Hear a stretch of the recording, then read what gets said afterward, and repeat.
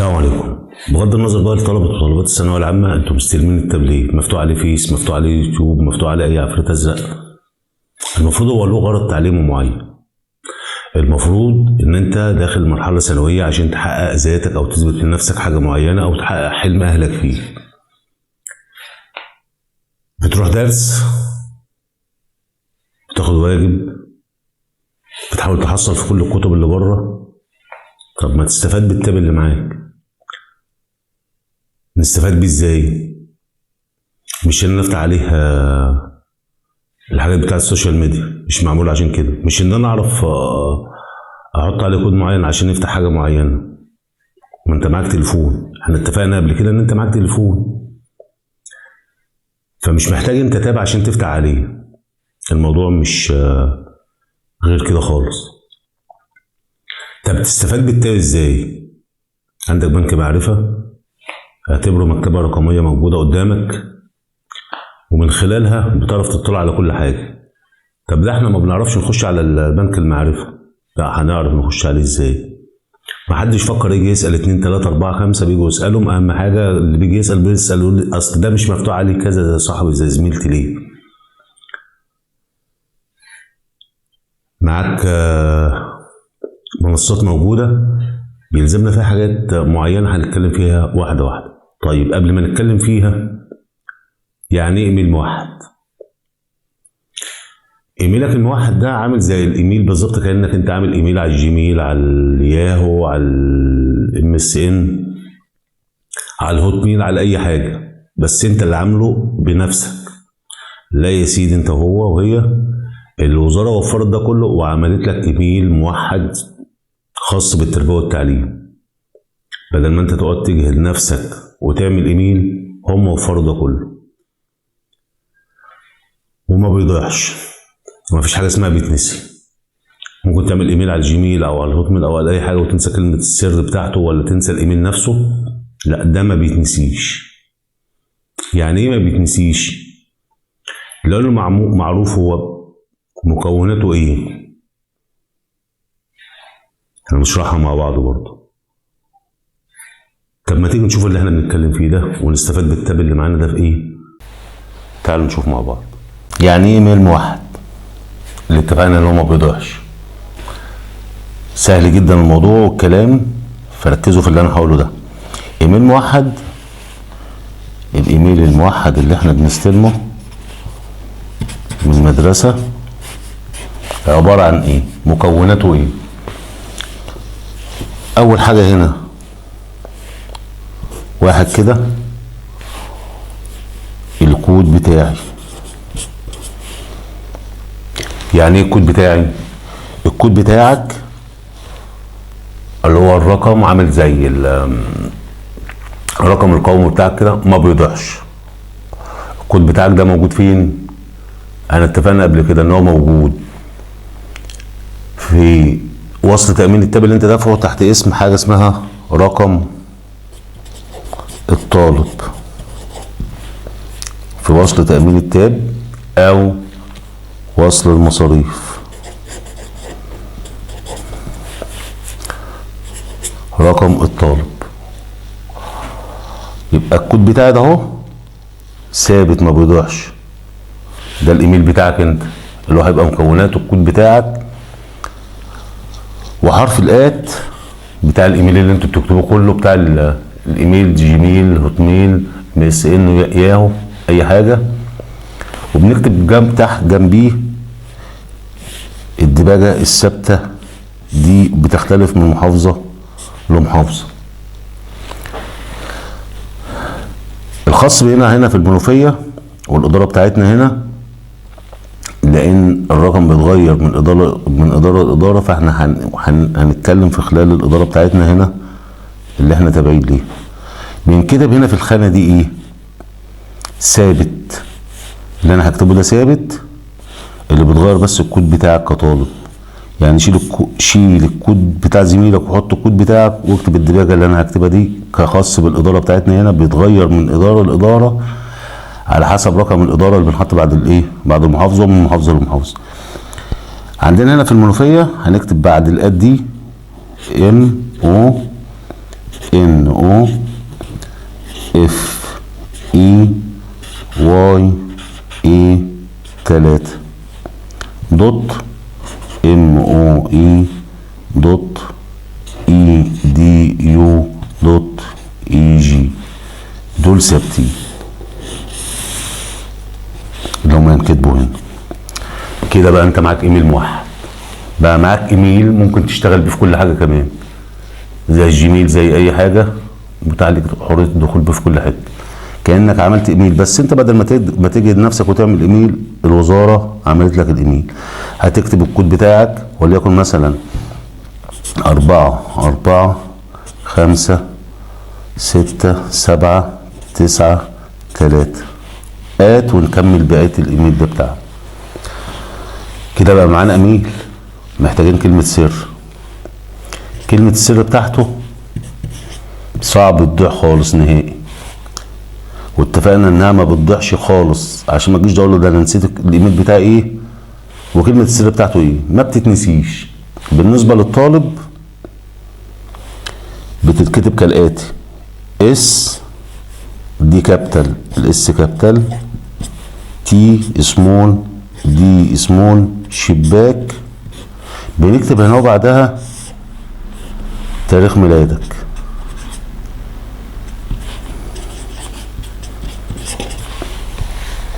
سهل الموضوع اهو. طب تاريخ ميلادك وليكن ايه؟ ما حد بيجي يسالك عن تاريخ ميلادك ما بتقولوش اصل انا مواليد سنه مثلا 21/8/1972. ما حدش بيقول كده، لا بتقول كالاتي: 21/8/72. طب وهنضرب مثلا بالطلبه اللي موجودين من دول، مثلا وليكن حد مثلا مواليد 21/8/2007، يبقى هنكتب ان هو ايه؟ 0/7/0/8/2/1. بقى اصبح ده كده كلمه السر بتاع الايميل بتاعنا ده. يبقى ما فيش حاجه اسمها بتضيع. بيختلف بقى كلمه السر هنا بالنسبه للطالب. طب بالنسبه للمعلم، الجزء الاولاني ده ثابت لطالب ومعلم، تمام. هيتغير بس هنا كلمه السر بتاع المعلم هنا بدل الاس هنا والتي دي هنكتب اي كابيتال ام بي. دي كابيتال والاتنين دول سمول، دي كابيتال في الاس هنا والاتنين دول سمول، وشباك وتاريخ ميلادك برضو كمدرس. موضوع سهل جدا اهو. هليكن مثلا 21/8/72. دي بقى كلمة السر بتاعتي، عشان محدش يقول ايه كلمة السر بتاعتي ده انا ضايعة، كلمة السر بتاعتي ده انا مش فاكرها، الايميل بتاعي ده انا مش فاكره، بيتكتب ازاي، مش بيتكتب ازاي. ثوابت اهي. دي محافظة المنوفية بتاعتنا. الرقم ده خاص بالإدارة، بيتغير من إدارة لإدارة، اللي هو ال3 ده ممكن تلاقيه في حتة تانية 2، تلاقيه 1، تلاقيه 6، ده اللي مش عارف ايه. الدباجة دي ثابتة كلها. هنا بتشيل المحافظة وتحط محافظتك بالرقم الإدارة اللي أنت تابع ليه الكود بتاعها، التكويد بتاعها، بقى معاك إيميل. وبالتوفيق للجميع. طب نشتغل بيهم ازاي؟ تعالوا نجرب هنشتغل بيهم ازاي، وبنك المعرفة نشتغل بيه ازاي ونستفيد بيه ازاي، والمنصات الموجودة معانا على التاب هنفتحها ازاي. تعالوا نشوف مع بعض. طيب نخش بقى حصص مصر. هيفتح لنا بالشكل ده. طبعا بيقول لك اشترك الان او تسجيل دخول، احنا هنضغط على كلمة تسجيل دخول. رقم بيقول لك دخل رقم هاتف او استخدام البريد الالكتروني او استخدام الحساب المدرسي الموحد اللي هو احنا عاملينه بالكود بتاعنا. هنقول استخدام الحساب المدرسي الموحد. لو انت ملكش حساب هتحط الكود بتاعك ورقمك القومي. طيب انت عندك حساب اللي هو الايميل بتاعك، هنقول له لديك حساب بالفعل. حلو. هتقوم كاتب هنا البريد بتاعك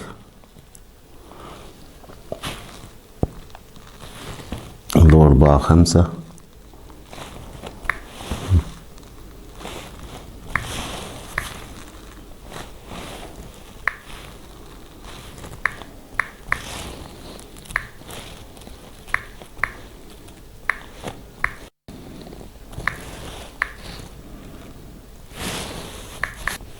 تسجيل دخول.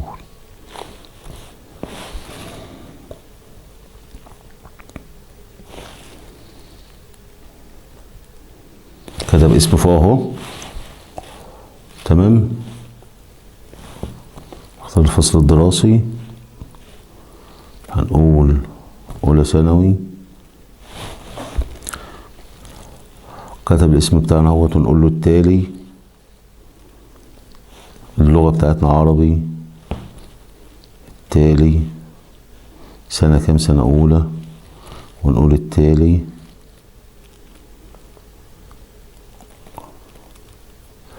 بقول لك أنت متأكد أنت مش هتعرف ترجع في حاجاتك تاني؟ قول له مش ما فيش مشاكل. نعم أنا متأكد. ونقول له اذهب لصفحة المناهج.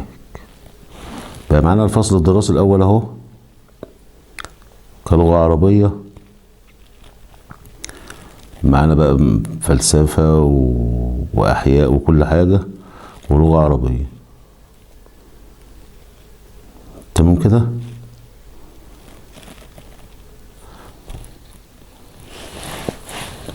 ونبدأ نشتغل زي ما انتم شايفين كده. التركيب الكيميائي لأجسام في الكائنات الحية. انت وظروف النت معاك. انت لما تتصفحه بقى في قلب الصفحة هنا هتفهموا الدنيا فيها ايه.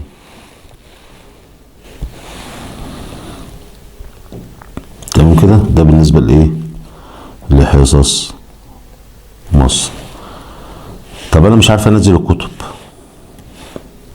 قدامنا حلين اتنين. البوكس ده نضغط عليها هتودينا للصفحة دي كده، نختار المرحلة بتاعتنا ونختار الصف بتاعنا ونختار حاجة اسمها الكتب الدراسية، ونبدأ نختار من الكتب اللي قدامنا دي ونضغط على كلمة تحميل الملف.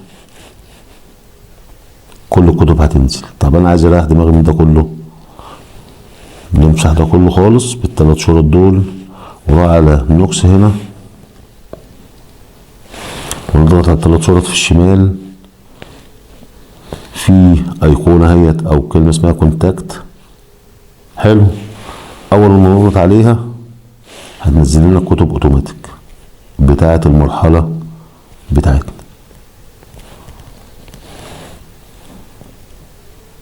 الموضوع سهل اهوت. نعمل نتك على السهم اللي دوت. ده عايز نت بيت بقى، مش عايز نت مدرسة او عايز نت قوي.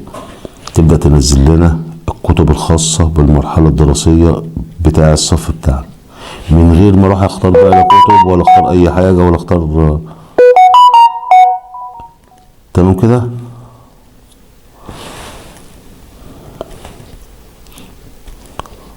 الكتب نزلت معايا. جميل كده يا شباب. يبقى قدامنا حل من اتنين، يا من البوكس هنا يا اروح خالص للنوكس والثلاث شرط واضغط كلمة كونتاكت. هتلاقي الكتب بتاعتي كلها ايه؟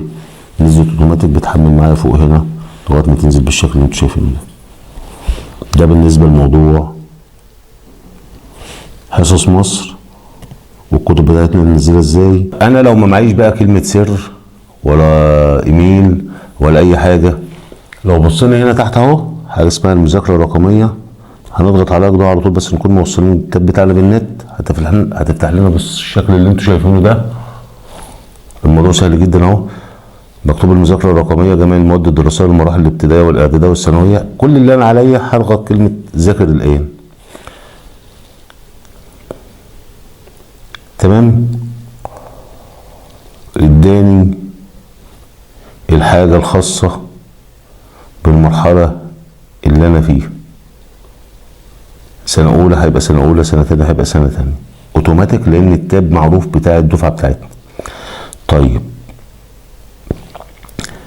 يعني دي المواد اللي خاصة بسنة اولى او سنة تانية دخلني عليها اوتوماتيك ونبدأ وتصفح زي ما انتم شايفين كده المواد بتاعتنا. بالنسبة لبنك المعرفة هنا هنضغط عليه، هيفتح لنا الصفحة زي ما انتم شايفين كده. لو جينا نقول تسجيل دخول وجينا نحط اي ايميل هيدينا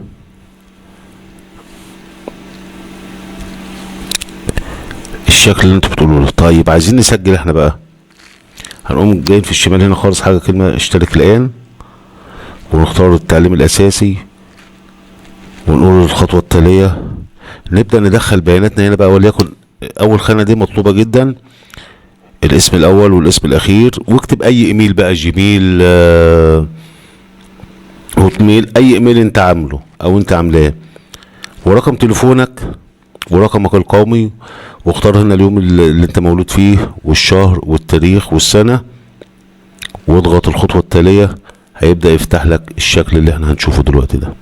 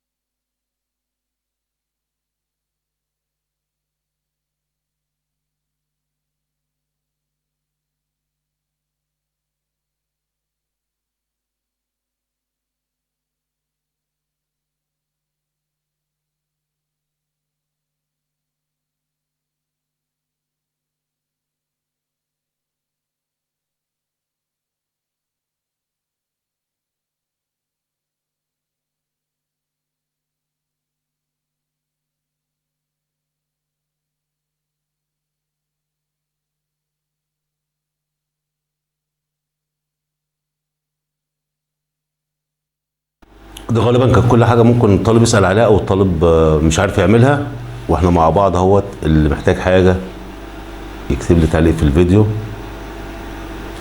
مش عارف تعمل الحاجه ركز على مره واتنين. طبعا حته الايميل الموحد اللي احنا مش عارفين بيه نخش بيه على بنك المعرفه دوت ولا حاجه، ممكن ما يكونوش هم لسه فعلوه. فالبديل بتاعنا ان احنا هندخل ايميل عادي خالص زي ما احنا شفنا كده. وبعد ما نخش بنك المعرفه وهنتنقل في جوه بنك المعرفه، هتلاقي انت قدامك يبدا بقى ايه، استكشف انت مع نفسك بقى الحاجه اللي انت عايزها. يلا بالتوفيق للجميع. لو عجبكم الفيديو اعملوا مشاركه لاكبر حد بحيث ممكن نستفاد، ولو انت مش عارف حاجه اكتب لي تعليق وانا هنحاول نرد عليه. بالتوفيق للجميع.